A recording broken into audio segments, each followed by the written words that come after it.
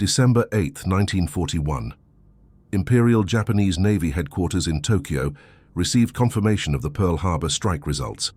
According to post-war testimonies compiled by the United States Strategic Bombing Survey, senior officers celebrated what appeared to be a tactical success. 8 battleships damaged or destroyed, 188 aircraft eliminated, and over 2,400 American casualties. Admiral Isoroku Yamamoto, who had designed the operation, reportedly remained silent during these celebrations. Yamamoto's biography, documented extensively in declassified military records, reveals crucial context for understanding his reaction. Between 1919 and 1921, he studied at Harvard University. From 1925 to 1928, he served as naval attaché in Washington, during which time he toured American industrial facilities. His reports to the Navy Ministry, now available in the Japanese Defense Agency archives, described automobile plants in Detroit producing vehicles at rates that exceeded Japan's total rifle production, and oil fields in Texas, with output surpassing Japan's entire domestic petroleum capacity. In a letter to Navy Minister Oikawa Koshiro, dated January 1941, 6 months before the attack authorization, Yamamoto wrote, "I can guarantee operations for 6 months, but have no confidence regarding outcomes beyond 2 or 3 years." This assessment reflected his understanding of comparative industrial capacity, not merely military capability. If you appreciate evidence-based World War II history that examines primary sources and declassified documentation, please like and subscribe. Comment below with your location. We'd like to know where our viewers are watching from around the world. The Pearl Harbor attack achieved specific tactical objectives. 8 battleships sustained damage: USS Arizona, Oklahoma, West Virginia, California, Nevada, Tennessee, Maryland, and Pennsylvania. The Army Air Corps lost 188 aircraft, primarily on the ground. Japanese losses totaled 29 aircraft from the 353-plane strike force. However, 3 critical failures undermined these tactical gains. First, all 3 Pacific Fleet aircraft carriers, Enterprise, Lexington, and Saratoga, were at sea and escaped damage. Second, repair facilities, fuel storage tanks containing 4.5 million barrels of oil, and submarine facilities remained intact. Third, and most significantly from a strategic perspective, the attack unified American public opinion. Gallup polling data from December 8th showed 97% support for war declaration, compared to 80% opposition to involvement in November 1941. The strategic mathematics of Japan's position were documented in contemporary economic assessments. According to League of Nations statistics from 1937, Japan controlled approximately 5.2% of global industrial production, comparable to France's 4.8%. The United States commanded 41.7%. Even during Depression-era reduced output in the 1930s, American industrial capacity exceeded Japan's by factors ranging from 7 to 10, depending on the specific manufacturing sector analyzed. Japan's expansion throughout the 1930s followed a strategic logic documented in Imperial Army and Navy planning documents. The Manchurian Incident of September 1931 initiated territorial expansion, followed by full-scale war with China beginning July 1937 and occupation of French Indochina in 1940.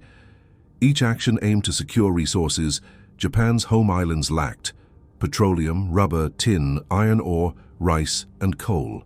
Economic data compiled by the Japanese Cabinet Planning Board in 1940 quantified this resource dependency.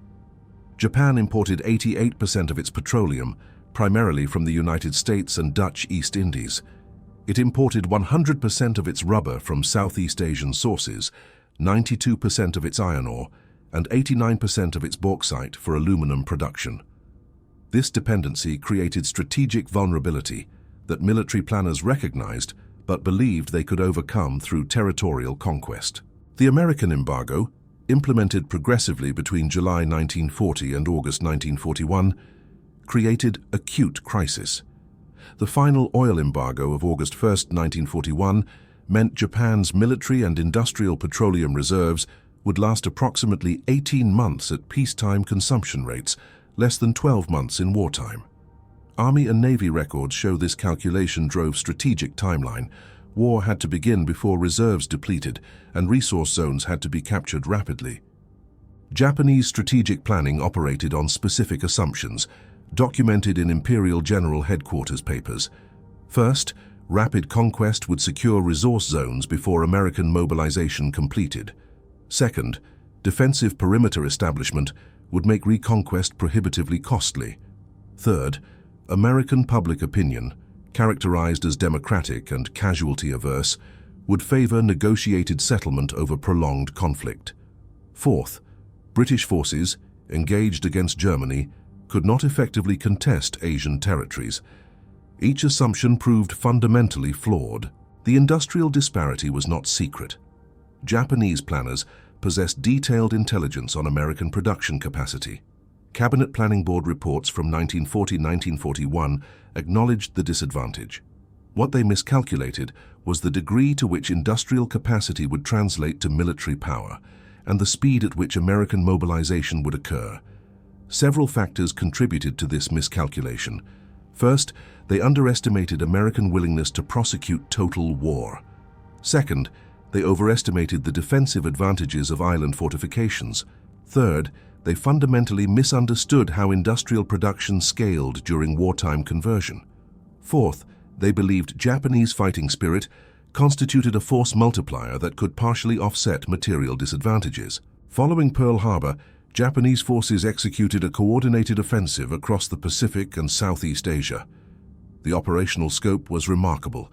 Within 6 months, Japan captured the Philippines, British Malaya, Singapore, Hong Kong, the Dutch East Indies, Burma, Wake Island, Guam, and numerous Pacific island groups. This represented the most rapid territorial expansion in modern military history, covering approximately 7.5 million square miles. Specific operations proceeded on compressed timelines. Japanese forces invaded the Philippines on December 8, 1941, achieving complete control by May 6, 1942. Singapore, considered Britain's fortress in Asia with 85,000 defenders, fell on February 15th after a 10-day siege. The Dutch East Indies campaign concluded by March 9th, securing the petroleum resources that were Japan's primary strategic objective. Burma fell by May 20th, severing the supply route to nationalist China. These victories resulted from several factors documented in military analyses. Japanese forces achieved air superiority in the opening phase, neutralizing opposing air power before ground campaigns began. They possessed superior jungle warfare training and equipment compared to European colonial forces. Naval superiority allowed them to control sea lines of communication, isolating defensive positions. Additionally, Allied forces were unprepared for the intensity and speed of Japanese operations. However, these tactical successes masked strategic problems. Captured territories required garrison forces, reducing available reserves for offensive operations. The defensive perimeter stretched over thousands of miles, creating impossible logistics challenges. Most critically, the resource extraction and transportation infrastructure required to convert captured territories into useful assets took time to develop, time Japan didn't have as American mobilization accelerated. The Doolittle raid of April 18, 1942, exposed Japan's strategic vulnerability. Lieutenant Colonel James Doolittle led 16 B-25 Mitchell bombers launched from the carrier USS Hornet in a strike on Tokyo and other Japanese cities. The material damage was minimal, approximately 50 casualties and limited physical destruction. The psychological impact was substantial. Japanese territory, previously considered invulnerable, had been attacked. More importantly, the raid prompted Imperial General Headquarters to extend the defensive perimeter to prevent future carrier strikes, a decision that led directly to Midway. The Battle of Midway, fought June 4-7, 1942, represented the strategic turning point in the Pacific War. Japanese planning aimed to eliminate American carrier forces and secure Midway Atoll as part of the extended defensive perimeter. Admiral Yamamoto commanded the operation with 4 fleet carriers, Akagi, Kaga, Soryu, and Hiryu, plus support vessels totaling over 150 ships and 250 aircraft. American intelligence provided decisive advantage. Station Hypo, The Navy Cryptanalysis Unit at Pearl Harbor, under Commander Joseph Rochefort, had partially broken Japanese naval code JN-25. Intercepted communications indicated a major operation against target AF. To confirm AF meant Midway, Rochefort arranged for Midway to transmit an uncoded message reporting fresh water shortage. When Japanese communications subsequently reported AF's water problems, the identification was confirmed. Admiral Chester Nimitz positioned 3 carrier task forces, Enterprise, Hornet, and Yorktown, northeast of Midway based on this intelligence. The Japanese fleet approached unaware that American carriers awaited them. On June 4th, Japanese aircraft struck Midway Island while American dive bombers located the Japanese carriers. At approximately 10:25 a.m., Douglas SBD Dauntless dive bombers from Enterprise and Yorktown struck 3 carriers, Akagi, Kaga, and Soryu, in a 5-minute attack. All 3 were set ablaze and eventually sank. Hiryu, the 4th carrier, launched strikes that damaged Yorktown before American aircraft located and destroyed it. The losses were catastrophic for Japan. 4 fleet carriers represented 1/3 of Japan's carrier strength and nearly half of first-line carrier aviation capability. Approximately 3,000 personnel were killed, including many experienced pilots whose training required years to complete. More significantly, Japanese shipbuilding capacity meant these carriers could not be rapidly replaced. The United States, by contrast, had 15 fleet carriers under construction in June 1942. The strategic implications extended beyond ship numbers. After Midway, Japan lost the initiative. Defensive operations replaced offensive expansion. The resource extraction from captured territories, already behind schedule, would now proceed under increasing Allied pressure. American forces could choose where to attack, while Japanese forces had to defend everywhere. The 6-month window Yamamoto had calculated for Japanese offensive advantage had closed. American industrial mobilization during World War II represented the most rapid expansion of production capacity in history. President Franklin Roosevelt's production targets, announced in January 1942, seemed impossible. He called for 60,000 aircraft in 1942, 125,000 in 1943, and 120,000 tanks total. Skepticism was widespread, including from military planners. The targets were exceeded. Actual production figures compiled by the War Production Board demonstrated this achievement. In 1942, American factories produced 47,136 aircraft, short of the 60,000 target, but nearly triple 1941 output. In 1943, production reached 85,198 aircraft. By 1944, production peaked at 96,318 aircraft. Total wartime production reached 324,750 aircraft of all types. For comparison, Japan produced approximately 76,000 aircraft during the entire war, and Germany approximately 119,000. Aircraft carrier production illustrated the industrial disparity most clearly. The Essex-class fleet carrier program produced 17 ships between 1942 and 1945. These 27,000-ton carriers required approximately 18 months from keel laying to commissioning. The Kaiser shipyards pioneered modular construction techniques that reduced Liberty ship production time from 230 days in 1941 to 42 days by 1943.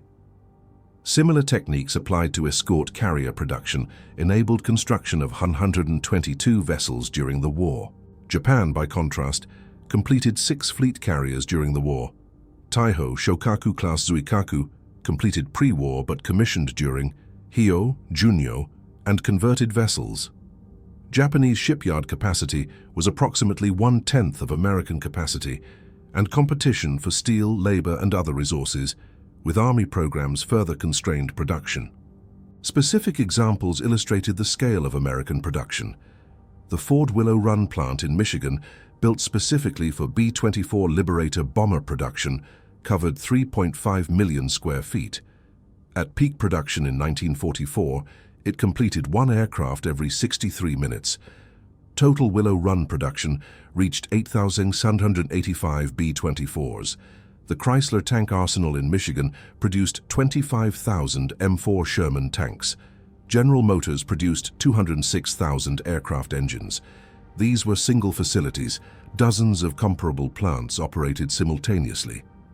The conversion of civilian production to military purposes proceeded systematically. The automobile industry, which produced 3.5 million civilian vehicles in 1941, produced only 139 civilian vehicles during 1943-1944, while manufacturing millions of military trucks, jeeps, tanks, and aircraft engines. Appliance manufacturers produced ammunition. Typewriter factories built small arms. Corset manufacturers made grenade belts. This comprehensive industrial conversion, coordinated by the War Production Board under Donald Nelson, occurred within 18 months of war declaration. While American industrial mobilization proceeded, Japanese forces faced deteriorating logistics. American submarines, initially hampered by defective torpedoes, became increasingly effective from mid-1943 onward after torpedo problems were resolved. Their campaign against Japanese merchant shipping proved devastating. Japanese merchant marine totaled approximately 6 million gross tons in December 1941. Losses mounted steadily. In 1942, losses totaled 1.1 million tons. In 1943, 1.8 million tons were sunk. In 1944, losses reached 3.9 million tons. By August 1945, only 1.5 million tons of merchant shipping remained operational, most immobilized by fuel shortage. American submarines accounted for approximately 55% of these losses, with aircraft and mines responsible for most of the remainder. The impact on resource extraction from captured territories was profound. Petroleum from the Dutch East Indies, the primary strategic objective of expansion, couldn't reach Japan if tankers were sunk. In 1943, approximately 40% of oil shipments reached Japan. In 1944, this declined to 15%.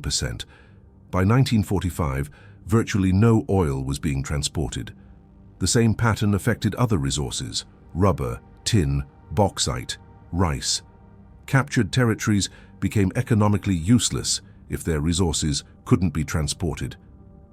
This shipping crisis had cascading effects. Pilot training programs were reduced as aviation fuel became scarce. Aircraft production declined as raw materials dwindled. Naval operations were constrained. Major surface units remained in port to conserve fuel. Even when Japanese factories had production capacity, lack of raw materials idled production lines.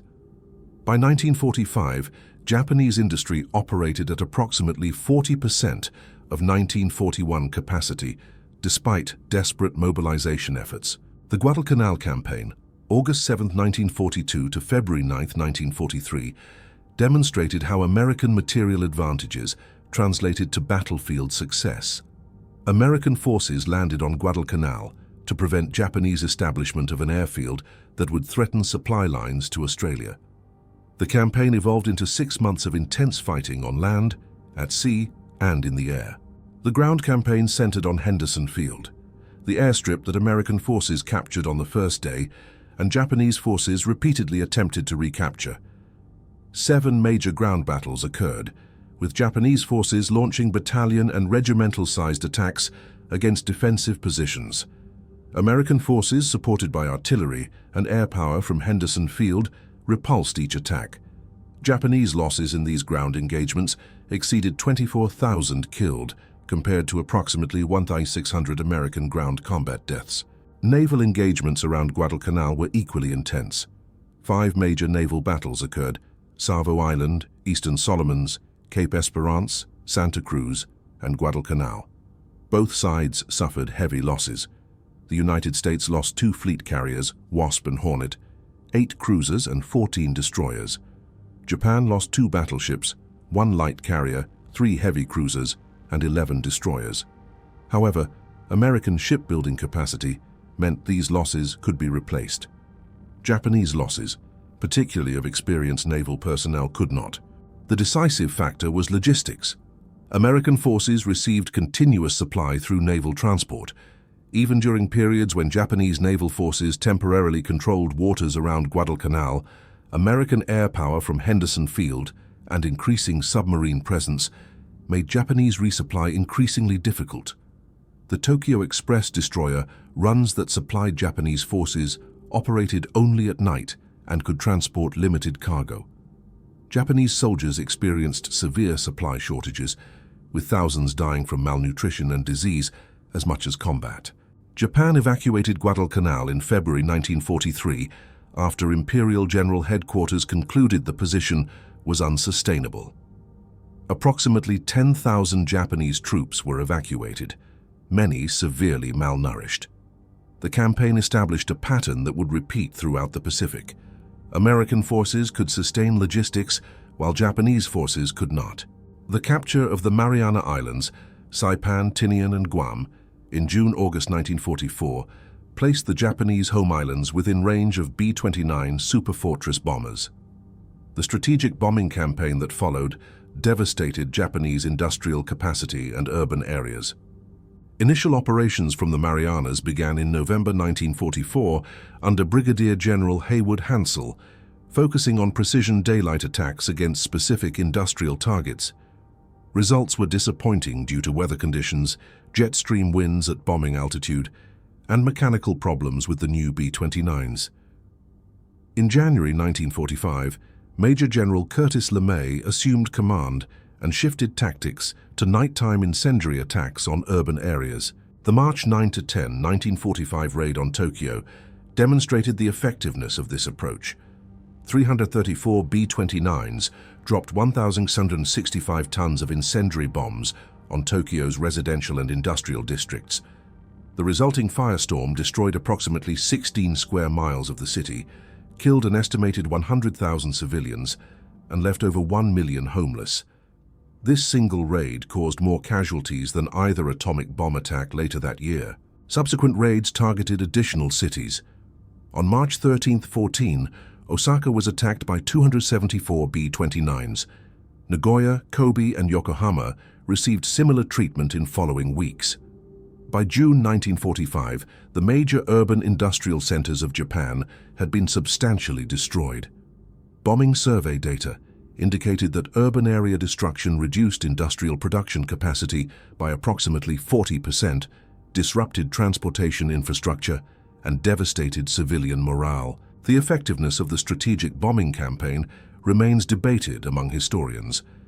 The United States Strategic Bombing Survey, conducted immediately after the war, concluded that bombing alone would have compelled Japanese surrender by November 1945, even without atomic weapons or Soviet entry. Other analyses suggest that while bombing severely damaged Japanese capacity to continue fighting, the decision to surrender resulted from the combined impact of atomic weapons, Soviet entry, and accumulating military defeats rather than bombing alone. The Battle of the Philippine Sea, June 19-20, 1944, effectively destroyed Japanese naval aviation. American forces conducting the Marianas invasion faced intervention by the Japanese mobile fleet under Admiral Ozawa Jisaburo, including 9 carriers and 430 aircraft. American Task Force 58 under Admiral Mark Mitcher deployed 15 carriers with approximately 900 aircraft. The battle began on June 19th, when Japanese aircraft launched strikes against American carriers. American fighter direction officers, using radar to vector F-6F Hellcat fighters, intercepted Japanese formations before they reached the fleet. American pilots, better trained and flying superior aircraft, achieved overwhelming kill ratios. In what became known as the Great Marianas Turkey Shoot, American fighters destroyed approximately 350 Japanese aircraft while losing only 30 of their own.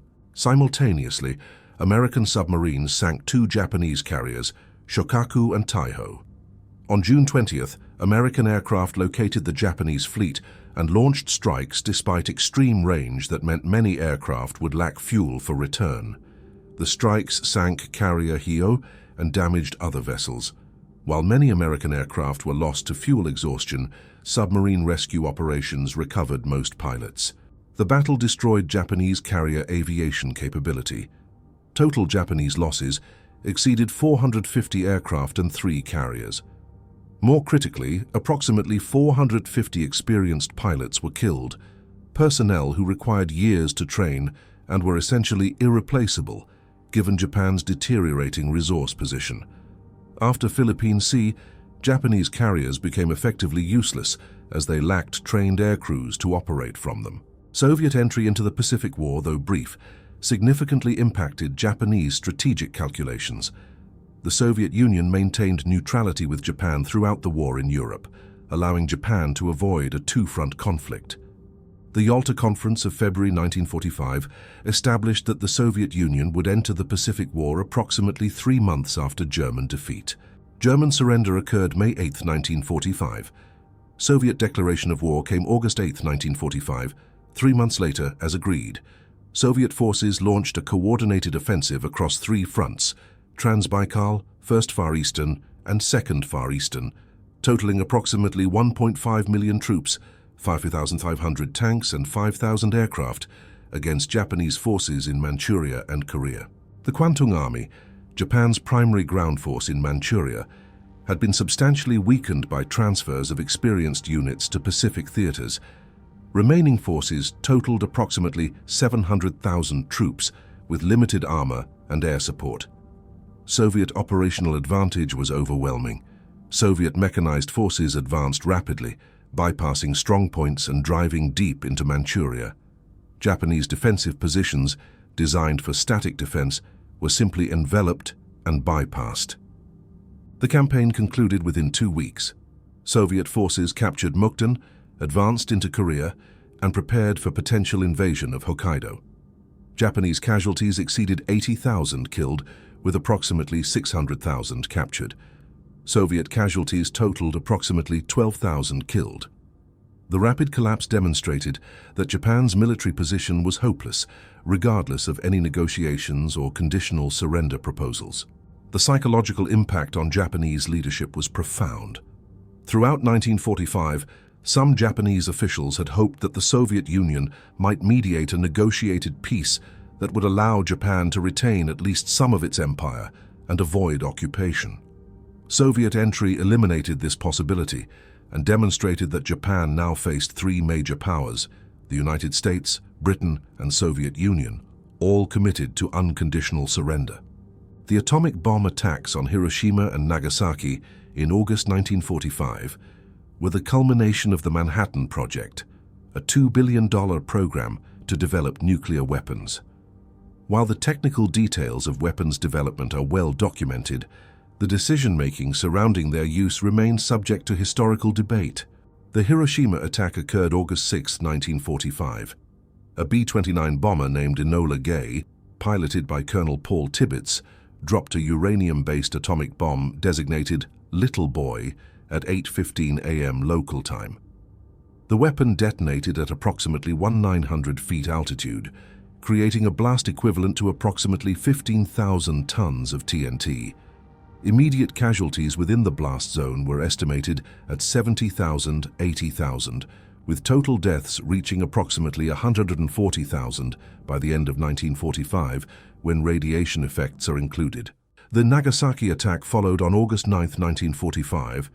A plutonium-based weapon designated Fat Man was dropped by B-29 Bockscar, piloted by Major Charles Sweeney. The weapon detonated at approximately 1,650 feet, with yield estimated at 21,000 tons TNT equivalent. Immediate casualties were somewhat lower than Hiroshima due to terrain features that limited blast effects, but total deaths by the end of 1945 reached approximately 70,000. American planning documents indicate several factors influenced the decision to use atomic weapons. First, invasion of the Japanese home islands, Operation Downfall, was projected to cause hundreds of thousands of American casualties and millions of Japanese casualties. Second, the strategic bombing campaign and naval blockade, while devastating, had not yet produced surrender. Third, Soviet entry and rapid advance in Manchuria raised concerns about Soviet influence in post-war Asia. Fourth, the weapons existed and had cost enormous resources to develop. There was institutional pressure to demonstrate their effectiveness. Japanese response to the atomic attacks was complex. The Supreme Council for the Direction of the War remained divided even after Nagasaki. 3 military members, War Minister Anami Korichika, Army Chief of Staff Umezu Yoshijiro, and Navy Chief of Staff Toyoda Soemu, advocated continuing resistance. 3 civilian members, Prime Minister Suzuki Kantaro, Foreign Minister Togo Shigenori, and Navy Minister Yonai Mitsumasa, favored acceptance of Potsdam Declaration terms. Emperor Hirohito's personal intervention broke the deadlock, authorizing surrender on August 15, 1945. Emperor Hirohito's surrender broadcast on August 15, 1945, marked the formal end of the Pacific War. The broadcast, recorded the previous day, was the first time most Japanese civilians had heard their emperor's voice. Hirohito's statement employed formal classical Japanese language, announcing that Japan would accept the provisions of the Joint Declaration, the Potsdam Declaration, and instructing military forces to cease operations. The surrender statement acknowledged defeat obliquely. The war situation has developed not necessarily to Japan's advantage, while the general trends of the world have all turned against her interest. This phrasing, typical of formal Japanese diplomatic language, avoided explicit acknowledgement that Japan had lost the war, though the meaning was clear.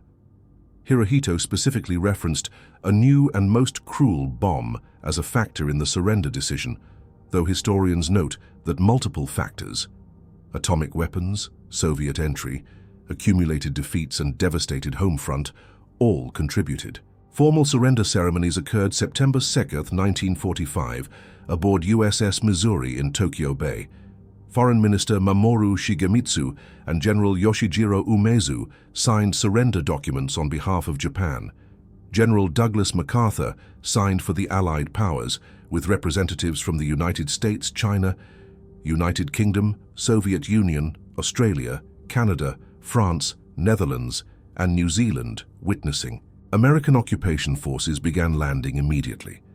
The occupation, which continued until 1952, was conducted primarily by American forces under MacArthur's command as Supreme Commander for the Allied powers.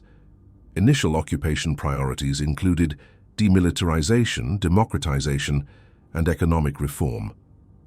War crimes trials, conducted in Tokyo from 1946-1948, prosecuted Japanese military and civilian leaders for crimes against peace, war crimes, and crimes against humanity. Post-war analysis by both Japanese and American officials consistently identified industrial disparity as the decisive factor in Japan's defeat.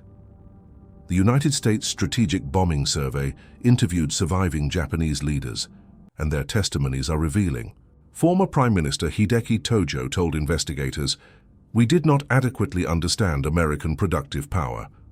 Tojo's Cabinet Planning Board had access to accurate statistics on American industrial capacity, but Tojo acknowledged that Japanese leadership could not believe a democracy would mobilize so completely for total war. This represented a fundamental misunderstanding of American political culture and industrial organization. Comparative production statistics documented the disparity. American factories produced approximately 324,750 aircraft during the war, compared to Japan's 76,000, a ratio of 4.3 to 1. American shipyards launched approximately 147 fleet and light carriers, plus 122 escort carriers, compared to Japan's 6 fleet carriers and limited smaller vessels. American production of military trucks exceeded 2 million vehicles, while Japanese production totaled approximately 165,000, a ratio exceeding 12 to 1. Petroleum production illustrated the resource differential most starkly. American domestic petroleum production in 1944 reached 1.67 billion barrels. Japanese-controlled territories at maximum extraction produced approximately 50 million barrels annually, and submarine interdiction prevented most of this from reaching Japan. By 1945, Japanese military operations were severely constrained by fuel shortages, aircraft remained grounded, warships stayed in port, and even limited training operations consumed scarce reserves. The casualty figures reflected this industrial disparity, translated to military defeat. Japanese military deaths during the war exceeded 2.8 million personnel. Civilian deaths approached 1 million, primarily from bombing and combat in occupied territories. Total deaths exceeded 3.8 million from a 1941 population of approximately 73 million. American deaths in the Pacific War totaled approximately 100,000 military personnel, a grievous loss, but approximately 3% of Japanese casualties. Strategic assessments produced by American military planners after the war concluded that Japan's defeat was inevitable once American mobilization completed. The Joint Chiefs of Staff estimated that even without atomic weapons or Soviet entry, Japanese defeat would have occurred by November 1945 through combination of strategic bombing, naval blockade, and invasion preparations. Japanese economic collapse, evidenced by industrial production declining to 40% of 1941 levels by mid-1945, meant Japan could neither sustain military operations nor feed its population. Japan's post-war reconstruction represented one of history's most dramatic economic transformations. The nation that had been devastated by bombing, blockade, and military defeat became the world's second-largest economy within 25 years. Several factors enabled this recovery. American occupation policy, though initially punitive, shifted toward economic reconstruction by 1947 as Cold War concerns emerged. The reverse course emphasized economic recovery and political stability to create a reliable Asian ally. American aid, channeled through the Government and Relief in Occupied Areas program and later direct economic assistance, totaled approximately $2 billion from 1945-1952. Korean War procurement, beginning 1950, provided massive stimulus to Japanese industry. American military procurement for Korean operations totaled approximately $4 billion during 1950-1953, revitalizing Japanese manufacturing capacity and providing foreign exchange. Japanese factories produced trucks, equipment, and supplies for American forces, jump-starting industrial recovery. Land reform implemented by occupation authorities redistributed agricultural land from large landowners to tenant farmers, creating political stability and domestic market for manufactured goods. Industrial deconcentration, though less thoroughly implemented than planned, broke up some zaibatsu conglomerates and encouraged competition. Educational reforms emphasized technical education and literacy, creating skilled workforce. Japanese business practices adapted successfully to post-war circumstances. Emphasis on manufacturing quality, continuous improvement, kaizen, and export orientation positioned Japanese companies to compete globally. Industries including automobiles, electronics, and steel developed export markets throughout the 1960s-1970s. Sony, Toyota, Honda, Panasonic, and other companies became global brands. By 1968, Japan's GDP exceeded West Germany's, making Japan the world's second-largest economy after the United States. Per capita income reached developed nation levels. Life expectancy exceeded American and European averages. The transformation from war-devastated nation to economic power took approximately 23 years, less time than the 25 years between Pearl Harbor and the late 1960s.